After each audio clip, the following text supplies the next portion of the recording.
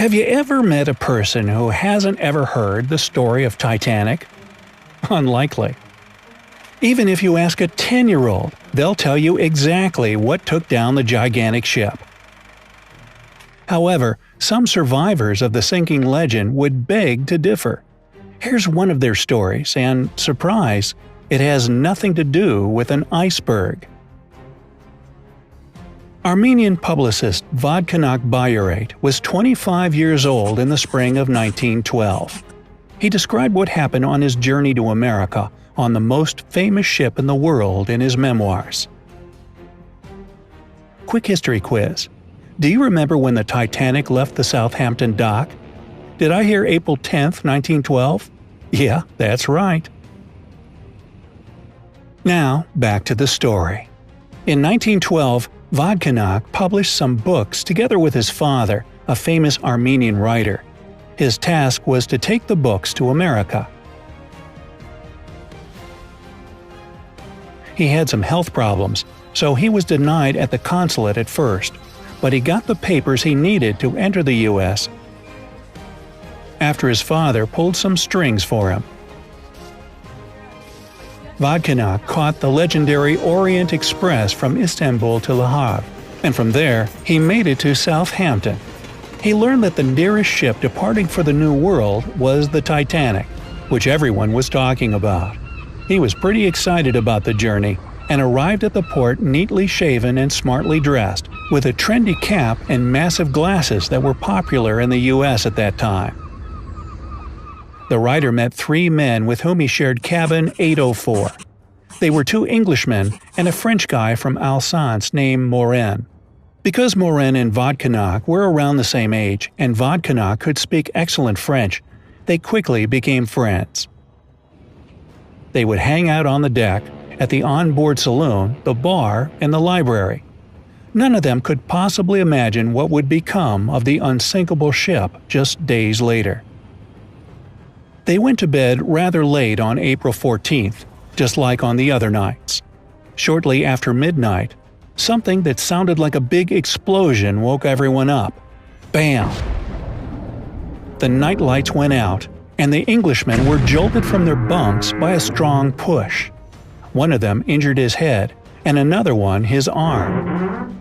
The two new friends helped them up, took a few belongings with them, and left the cabin, not knowing that they would never step back in it. Vodkanak only took his passport and all the cash he had, about $54. It was clear that something was wrong, yet it was quiet in the corridor. The young men tried to find out what was going on. None of the crew members wanted to say anything, but a few minutes later, it was impossible to deny that the Titanic was going underwater. Vodkanak noticed the sailors were getting the lifeboats out, and commanded they were only for women and kids. Some men tried to sneak in anyway, but gunshots were fired off to prevent them from doing so. Vodkanak and Morin looked at each other, understanding they had two choices: stay on the sinking ship and say goodbye to their futures, or at least try to save themselves by jumping in the water. Both wanted to live, and both knew they could swim well, so the choice was obvious. Morin managed to get them 2 life vests. Vodkanak put his passport and money in a little bag and tied it around his neck. The Titanic's bow was already underwater by that time. It must have taken them real courage. Imagine you're in the middle of the high seas on a sinking ship, and you know no one will save you right away. A lot of people in this situation wouldn't have dared to take it to the open water. So Vodkanak and Morin jumped and got instantly separated by a sudden wave. It only made things worse, because braving this catastrophe with a friend was one thing, but doing it alone was way scarier. The water in the North Atlantic that night was just below freezing, at a scary 28 degrees Fahrenheit. The young writer felt his arms and legs go numb, and he was understandably getting weaker and weaker every second. He lost the life vest, and now his only hope for survival was a lifeboat. He was about to faint, and it wasn't getting any warmer in the water. Just then, he bumped into something. It was a lifeboat. But if you're hoping for a happy end at this point, I'll have to disappoint you. The boat was so overcrowded, they pushed the young man with a paddle when he tried to stick to the boat. He begged for help, but they refused to show mercy. Their logic was simple. One extra man in that boat could have made it sink, and no one in it would have had a chance for survival. He had to let go of the boat, and what happened after is a miracle. Vodkanak woke up alive on board another ship. That ship was the Carpathia, and it was en route to New York with lucky survivors on board. The writer had a terrible headache and he saw double, but what mattered most is that he escaped from the freezing ocean. How did he do it? He couldn't remember anything. The next evening, the ship made it to New York. Without his passport and money, which he must have lost at some point during the rescue, Vodkanak was taken to the hospital. 12 days later, a woman came into the room, and all she could say through tears was, "Oh, my dear boy." She turned out to be the person who saved Vodkanak. Mrs. Astor was in her 50s, and she told the young man the lifeboat he tried to get into didn't actually leave without him.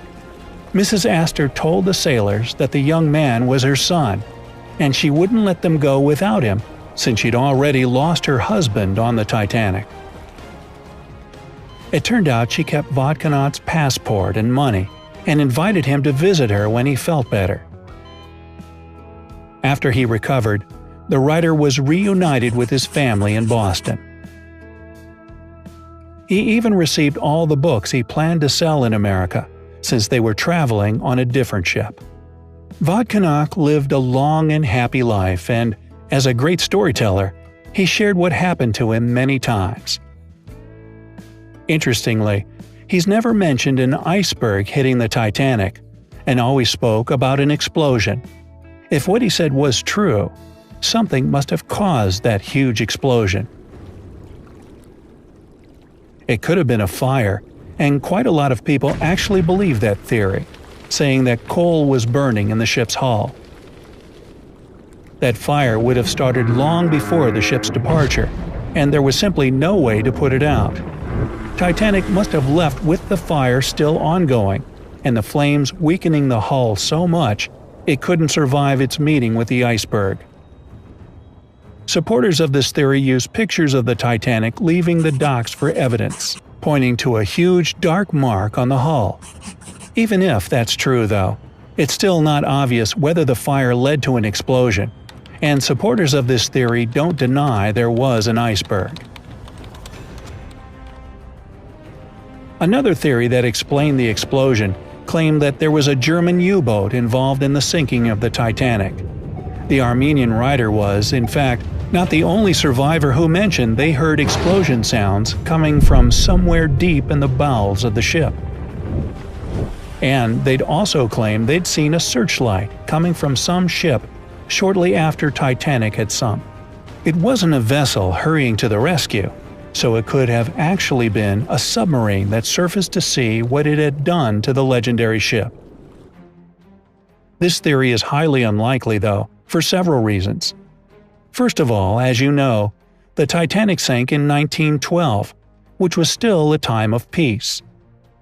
No country in the world would dare to kill thousands of people and provoke other countries for no reason. Secondly, a U-boat from Europe couldn't have gone that far in those times, and it couldn't have been stationed in that region either. It simply wouldn't have survived there for a long time. Finally, hitting a target that's moving quickly at nighttime is still a challenge for submariners even today, and it was basically impossible in 1912. It's hard to tell what could have made a man who survived such a tragedy remember things that did or didn't happen. Let's hope that in the future, scientists will be able to explain all the mysteries surrounding the Titanic.